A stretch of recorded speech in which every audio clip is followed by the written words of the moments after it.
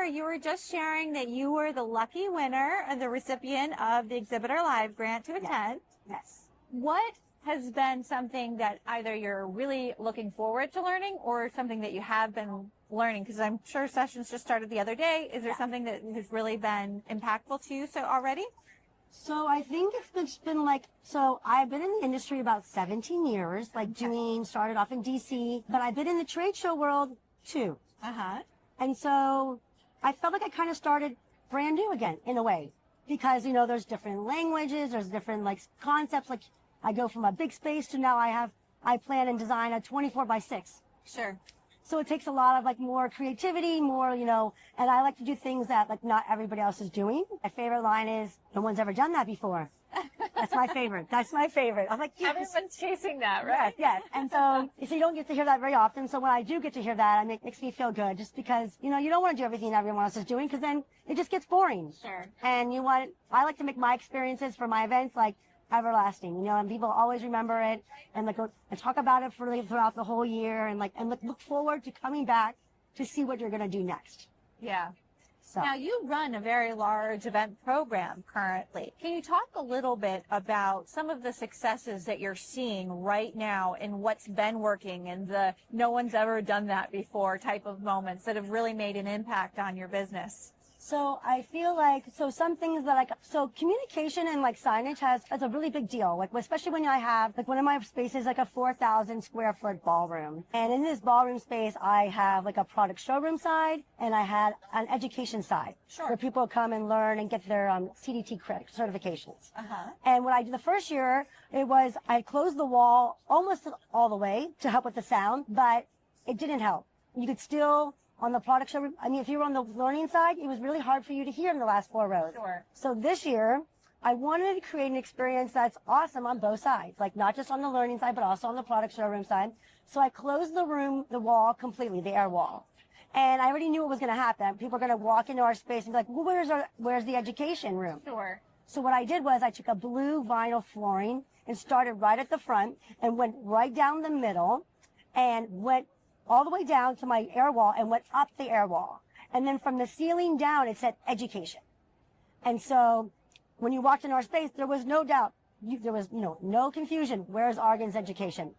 Right back there. And so you don't get the questions, because I don't mind questions, but when you make signage, that's the whole purpose. Well, you're taking a little bit of the psychology there, right? Yeah. You're drawing their eye over and up to see exactly where it is. They don't have to question it, and they can just go without having to have conversations. It also makes it a little bit easier for everyone on the floor, not having to direct everybody to where they need to go. That's a really great concept of utilizing visuals and graphics to communicate. We actually talked about this on one of our other podcasts. We won one of the senior writers for Exhibitor Live, of really utilizing that psychology and using graphics without, using language without the language or the words on graphics to really communicate. And that's a really great idea. I thought about actually, when I was designing it, to maybe use graphics and not use the words. But I was like, okay, I have to think of a graphic that's going to basically spell out education. But it was and when it was designed, it was actually, they went horizontal. I'm like, no, I want to go vertical, even though people read left to right.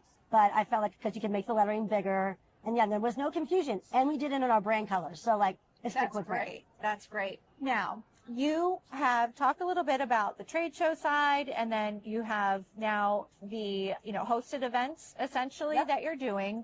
You mentioned you coming up with all of these great new ideas. You just did a recent experience, right, in Chicago. Do you want to talk about that and the impact that it made? So we always host a customer appreciation party. In the past, it has been at really nice restaurants, well-known restaurants, big. When we moved it to our product showroom, I just was looking for something different. I want a wow. I want people to choose our experience over my competitor's experience. Sure. And we're not the biggest company in my industry. However, though, we are industry leaders within it. So people know about our brand. It's not like they don't know. But I wanted them to choose us. So this year I thought about how are they going to choose us over them. And I attended IMAX, and that's where at one of my meetings, it was with Meet Chicago, and Wrigley Field was there. And they basically provided me an idea that I could host my customer appreciation party in Chicago in February at Wrigley Field. And Wrigley Field from where our event was located was about a 15-minute ride on a bus. Sure. So I put transportation together. We sent out this like save the date. We were very strategic on who we invited. We chose our top clients, the ones who utilize us the most for a variety of different services that we provide. So that sort of set a precedent, because we're doing it for 2 years in a row, because that was the only way I was able to afford it. Because my first meeting, it's $20,000 to turn on the lights. I said, I don't need all the lights turned on. I just need my room. I said, but what if we do it for 2 years in a row? And it's off season. And she goes, okay, I didn't think of it that way. So then she came back and she cut it in half. Wow. So we were able. You're really getting creative with the negotiation. Oh yeah, you have to. You have to get creative with the negotiation, or I won't be able to afford it. And so you have to think of other ways that show that other person that you want to be a partner with them and really utilize what they're offering. But sometimes you have a budget, and how can I make it work? Now, you were talking a lot about education, because I really want to dig into that a little bit, because first it's just showing up somewhere, really tying in the education piece so that you can build better relationships and provide value to the attendees. Has that made a big impact for you in how you approach your programs? Yes. Not just like at our trade show program, but we have seen that education shows so much value for a company. If people think you're the thought leaders in your community or within your industry, you may not yet, even if you don't have a new product to showcase, which we did this year at Chicago. We had no new products, but we brought in different types of education. For instance, we all know about social media and how important it is for small businesses to, show them as like, the go-to in your community. So I actually brought in somebody who had nothing to do with dentistry, who was the Instagram expert. And she provided an education session on teaching the dental labs on how to basically make themselves the go-to within their community. So we weren't going to sell any product from it, but it showed our clients that we do care about their success, we do value how they do, and we're providing you opportunities on how to grow. What's kind of unsaid there is your audience, and you're providing them value through the education, but something totally unexpected. So it's memorable, it's personalized, and it's something where they're going to be able to walk away and be like, I remember you. I remember Arden. And that's just so incredibly powerful. That session was actually our most attended. And usually when I like to watch during my sessions, like how many people actually leave throughout your session. Like, it start off with this one number, but what does it end with, Yeah. And that all depends like on your speaker and the content that they're sharing. Maybe one person throughout the whole hour. And everyone sat and just took pictures of the screen. And when you see people taking pictures of your screen, you got a winner. Sure. So and she's amazing. And actually now she's actually coaching me now, because my VP of sales saw the value that she brings and what she did for her presentation. And so I get to work with her a little bit more and grow as well, because I feel like you can always grow. You don't know everything. So with a large program and you have a lot of different things going on, how are you measuring success to kind of show that business impact to the rest of the company and to leadership? It's funny, when I first started 2 years ago with them, I found out that we weren't even scanning in the booth. We scanned for education to submit their hours, but we weren't scanning on who attended our booth. I had no idea how to prepare. How do you prepare for an event if you have no idea how many people actually come through? Yeah. Like with swag or anything, or if it's being even profitable or it's being successful. So I have now implemented, I use actually iCapture from CVent. Okay. And all my sales reps or anyone from my company has the ability to scan at any show, regardless if they offer a lead routing, service. They'll be able to scan, and it automatically goes right into our CRM. Oh, so and it basically qualifies the lead as, a hot lead, or, do we need immediate, reach out. And then that lets that sales rep know. They get an email notifying with the comment on the conversation, how it went, and what they need to do for the next steps. That's one way I've been doing our tracking. Another way is I'm also using Explory and MaxB. It's a system that helps you compare and analyze all your events against each other. Yeah. And so, and because, I had to do so many shows, and it's like, you hear, we always go to this show because we've always attended this show. Well, that's awesome. But, we need more than just that. Sure. It's okay to say, we do attend because, our competitors attend. Okay, that's another reason. But I really wanted to be able to grade each of my events, and this program allows me to input my objectives, strategic, sales, you name it, and then it rates it through the algorithm and gives it a grade. And then you can do different tiers of events, so that you're not, obviously grading your tier 1 against your tier 3, because they're totally different budgets, totally different concepts. Yep. And then it helps me articulate okay, maybe we need more money in this one show, or maybe we don't need to spend as much money in this other show. So by the end of this year, I will have a clear picture to present to my C-level how we're really doing in our trade show program, because as of right now, I mean, yeah, I can go off the opportunities, but it's more than just opportunities. It's the relationships you build. It's, you know, you're not just going there just always to do selling.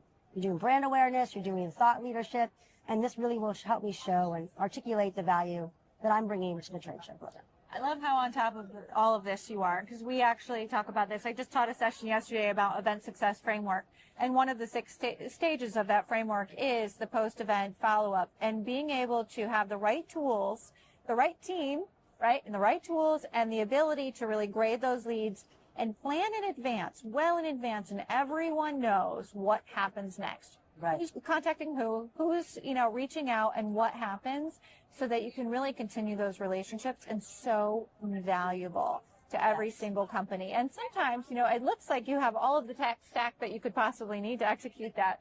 You know, I see a lot of other event marketers that might be still new in their role, or maybe their company and their leadership aren't 100% on board in how to track those things. Have you ever had to have those conversations to educate and get your leadership on board and stakeholders to say, hey, listen, this is going to be an investment, but this is why we need it? Yes. When I was talking about the 2, you know, exploring and using the eye capture, like those are brand new things for them, you know, brand new programs. I had to learn, I have to implement them, I have to train everybody. But what was really nice was each company really helped me articulate the value that they're going to bring to like my C-level. They sat with me at many meetings, like, you know, that they had to attend, because, you know, it wasn't like, oh, the first time I mentioned, oh yeah, let's go, Michelle, you know? Yeah. No, it definitely took a little bit of months, you know, to articulate why and the value and show them why. But after even the first show of like the lead capture and having like all our reps, like this was so easy, and we customized like a form within our eye capture that basically goes with like, you know, what we're trying to find out, so that we can basically grade that lead on, you know, what's the follow-up next. Yep. And working with the departments to make sure that they have what they need. Yeah. And I had my language there. I love it. Yeah. And I had people who have never scanned before, because I had a couple different divisions within Argan, and one of them was refining, and they never scanned. And it was our first time ever scanning, and I was so proud of them, and I gave them a shout out in front of everybody, you know, because it's like they're first timers. And so I'm like, if they can do it, my sales reps who do it all the time, you guys can do it. Yep. And, you know, at first, you know, it's like, I feel like the barrier or like the, what people might be resistant is because, you know, when you're at a booth, you know, having that conversation and not being like so salesy and like, oh, can I scan your badge? I don't teach that. No, I don't teach them that that's the first thing that comes out of your mouth. No, you want to really learn about that person. You really want to listen, and you want to show the value that your company, not by just, they might just, you know, let's say they state a problem. You don't just come right back and say, well, our company can do this and this. Sure. You ask more questions to find out really what the pain points are, and then really agree with them, because I'm sure that pain point is happening within you know, your industry as well.